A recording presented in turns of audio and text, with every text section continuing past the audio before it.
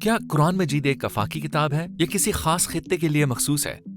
اگر یہ آفاقی کتاب ہے تو اس میں اونٹوں کی طرح برفانی ریچھ اور پینگوئنز کا ذکر کیوں نہیں ہے؟ کیا سب جانوروں کو اللہ سبحانہ و تعالیٰ نے تخلیق نہیں کیا؟ یہ ہیلی کاپٹر یا ایٹمی ذرات کا ذکر کیوں نہیں کرتا جو مستقبل کا حصہ تھے؟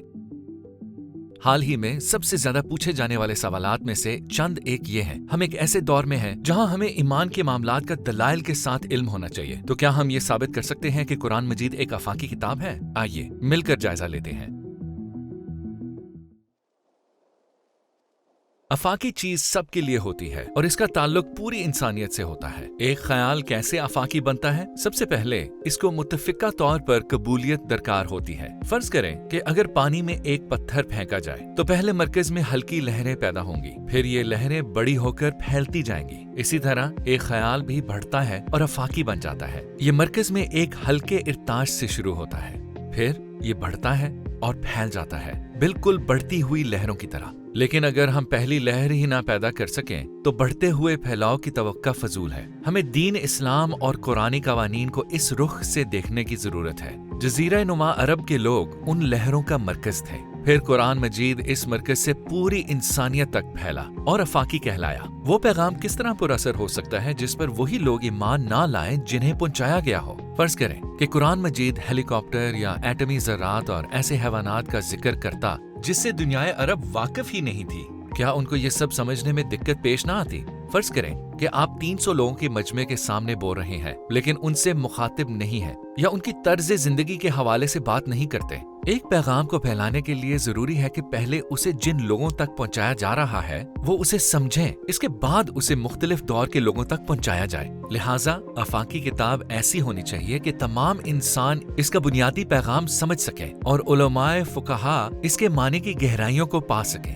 تو قرآن مجید ایک ایسی ہی کتاب ہے۔ قرآن مجید نے لوگوں تک پہنچ کر انہیں نہ صرف دلائل سے قائل کیا بلکہ ساتھ ہی پوری انسانیت تک اپنا پیغام پہنچایا ہے۔ ذرا سوچیں، اب تک قرآن مجید کے بارے میں 3,50,000 تفسیریں اور تفاسیر لکھی جا چکی ہیں۔ قرآن مجید ہمیں بہت سے حقائق سے آشکار کر چکا ہے۔ قرآن مجید عام معاملات سے قابل فہم زبان میں نمٹتے ہوئے نہایت کامیابی سے گہرے معنی کا سراغ دیتا ہے۔ مثال کے طور پر اس میں مخصوص قصے بیان کیے گئے ہیں، جیسے کہ موسیٰ علیہ السلام کا قصہ جو گہرے معنی اور بلند اصولوں کا حوالہ دیتا ہے۔ یہ ثابت کرتا ہے کہ قرآن مجید تمام عالم انسانیت کے لیے ہدایت ہے، جس کی وجہ سے اسلام محض مٹھی بھر لوگوں سے پھیل کر 1.5 بلین لوگوں تک پہنچا اور دنیا کا سب سے زیادہ تیزی سے پھیلنے والا مذہب بنا۔ سوال اٹھایا جاتا ہے کہ قرآن مجید میں ہر طرح کے حیوانات کا ذکر کیوں موجود نہیں، جس طرح کے پینگوئن؟ اسی وجہ سے قرآن مجید کے آفاقی کتاب ہونے پر سوال اٹھایا جاتا ہے۔ بہرحال قرآن مجید حیوانیت کی کتاب نہیں ہے جس میں جانور کی ہر نوع کا حوالہ موجود ہو، اور یہ بھی سوال اٹھایا جاتا ہے کہ قرآن مجید آسمانوں، خلاؤں اور کہکشاؤں کا ذکر کیوں نہیں کرتا۔ قرآن مجید کوئی علوم فلکیات کی کتاب نہیں ہے بلکہ یہ الہامی کتاب ہے جو کہ کائنات کی تخلیق کا مقصد بتاتی ہے اور ہدایت کی کتاب ہے۔ قرآن مجید ہر عنوان کا تذکرہ اس کی اہمیت کے مطابق کرتا ہے۔ مثلا جب وہ کائنات کا ذکر کرتا ہے تو بجائے اس کی طبی خد و خال کے اس کی اہمیت اور مقصد بیان کرتا ہے۔ قرآن مجید انسان کو کائنات کے بارے میں جاننے اور سیکھنے کی دعوت دیتا ہے،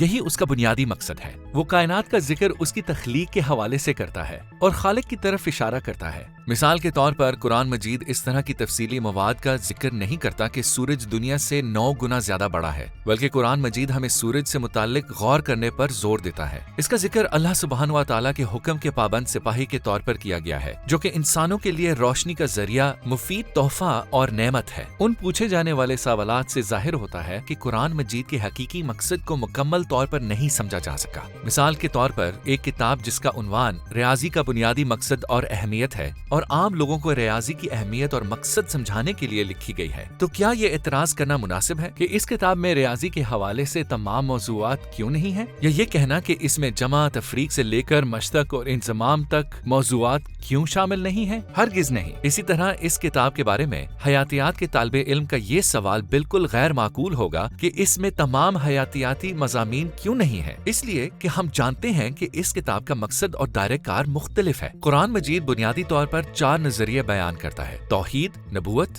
قیامت اور انصاف۔ قرآن مجید انسان کو تخلیق کی حکمت اور اس کو اپنے بنیادی فرائض سے آگاہ کرنے کے لیے ان موضوعات کو بیان کرتا ہے یہی وجہ ہے کہ اس طرح کے سوال کرنا بالکل غیر معقول ہے کہ قرآن مجید تمام مخلوقات کا ان کے نام سے تذکرہ کیوں نہیں کرتا۔ یہ قرآن مجید کے مقصد اور دائرہ کار کے حوالے سے اہم نہیں ہے۔ اگر آپ غور کریں تو 1,24,000 انبیاء میں سے صرف 28 کے نام قرآن مجید میں موجود ہیں۔ تو اگر قرآن مجید ان تمام رسول و انبیاء کا ذکر نہیں کرتا جو تمام انسانیت سے افضل ہیں، تو کیا یہ سوال کرنا معقول ہے کہ تمام نباتات، حیوانات اور کائنات کی ہر شے کی تفصیل موجود کیوں نہیں ہے؟ اور اگر یہ کتاب سب چیزوں کے ذکر کے ساتھ کئی جلدوں پر مشتمل ہوتی تو کیا یہ ہر ایک تک پہنچتی یا آفاقی کہلاتی؟ یہ ایک اور مسئلہ ہے۔ قرآن ہر دور اور ہر صدی پر بات کرتا ہے۔ یہ ہر دور کے لوگوں کو مطلع اور خبردار کرتا ہے، اور آفاقی کہلانے کا اصل مطلب بھی یہی ہے۔ یہ خالی ازفہم ہوگا اگر قرآن صرف 21ویں صدی سے وابستہ جدید ایجادات کا ذکر کرے اور ماضی کا ذکر نہ کرے۔ اگر ایسا ہوتا تو ہم سے پہلے دور کے لوگ یہ کہہ کر اعتراض کرتے کہ یہ کتاب ہمارے بارے میں نہیں ہے، اس لیے یہ آفاقی نہیں ہے۔ اگر یہ جدید دور کی تمام ایجادات مثلا ٹیلی ویژن، جہاز، انٹرنیٹ، بجلی وغیرہ کا ذکر کرتی تو ماضی کے لوگوں کے لیے یہ سب بے معنی ہوتا،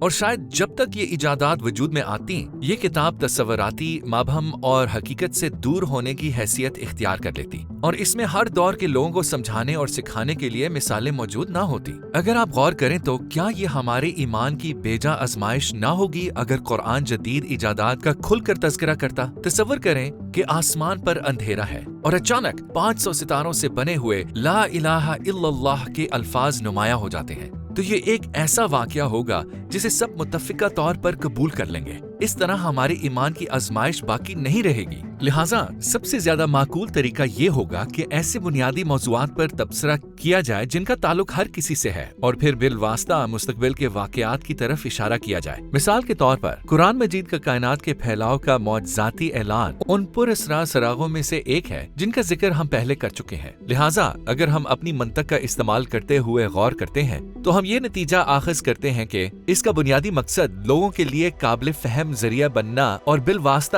گہرے معنی کی طرف رہنمائی کرنا ہے۔ قرآن مجید کے قصوں میں پوری انسانیت کے لیے نصیحت اور زندگی کا سبق موجود ہے۔ یہ ہر دور اور ہر جگہ کے انسانوں کو زندگی کے تمام راستوں میں سے سیدھا راستہ دکھاتا ہے۔ مشورے کی ضرورت سب کو ہوتی ہے۔ یہی وجہ ہے کہ قرآن مجید کی افاقیت پر اس بات سے کوئی اثر نہیں پڑتا کہ وہ اپنے نزول کے وقت کے واقعات بیان کرے یا پھر ماضی کے ادوار کا حوالہ دے۔ جس طرح انسان مصیبت کے وقت مشورہ یا رہنمائی کی تلاش میں رہتا ہے، قرآن مجید متعلقہ واقعات اور نبیوں کے قصوں کے ذریعے تمام ادوار کے لیے ایک مثال، نصیحت اور رہنما بن گیا ہے۔ جیسے حضرت ایوب علیہ السلام کا قصہ ہمیں یہ سکھاتا ہے کہ کس طرح مصیبت اور بیماری میں ثابت قدمی اختیار کی جا سکتی ہے۔ یہ آفاقی قصہ ہر صدی اور انسان کے لیے مشکل وقت میں رہنمائی کا ذریعہ بن سکتا ہے۔ حضرت یعقوب علیہ السلام کا قصہ دکھ بھری زندگی اور اولاد سے ملنے کی تڑپ پر مبنی ہے، جو کہ ایسے شخص کے لیے رہنمائی کا ذریعہ بن سکتا ہے جو اس صورتحال سے دوچار ہو۔ اور حضرت یوسف علیہ السلام کے قصے میں ہر شخص کے لیے ہوس سے بچنے اور حیا کا دامن تھامنے کی ہدایت ہے۔ حضرت نوح علیہ السلام اور حضرت ابراہیم علیہ السلام کے قصے تنہائی سے نمٹنے اور پاسماندہ رہنے کی مثالوں کے طور پر ہم سے وابستہ ہیں۔ لہٰذا یہ ایک حقیقت ہے کہ قرآن مجید ہمیں جذباتی مسائل کے تعمیری اور مفید حل فراہم کرتا ہے جو کسی بھی زمانے کے لوگوں کے لیے کارآمد ثابت ہو سکتے ہیں، اور یہی قرآن مجید کے آفاقی ہونے کی دلیل ہے۔ اگر ہم قرآنی قوانین کی بات کریں تو قرآن مجید ذاتی، سماجی اور عوامی سطح پر زندگی گزارنے کے کئی قوانین فراہم کرتا ہے جو کہ دنیا کے ہر انسان کے لیے ہر زمانے میں بہترین قوانین ہے۔ مثال کے طور پر نماز پڑھنے کے بہت سے روحانی اور جسمانی فوائد ہیں، روزے رکھنے کے صحت سے متعلق بہت سے فوائد ہیں، اور یہ ہمیں معاشرے میں موجود مختلف طبقے کے لوگوں سے ہمدردی کا سبق بھی دیتا ہے۔ سود پر پابندی نے ایک ایسی برائی کا خاتمہ کیا ہے جو معاشروں کو نقصان پہنچاتا ہے اور اس طرح نظام و ضبط قائم کرتا ہے۔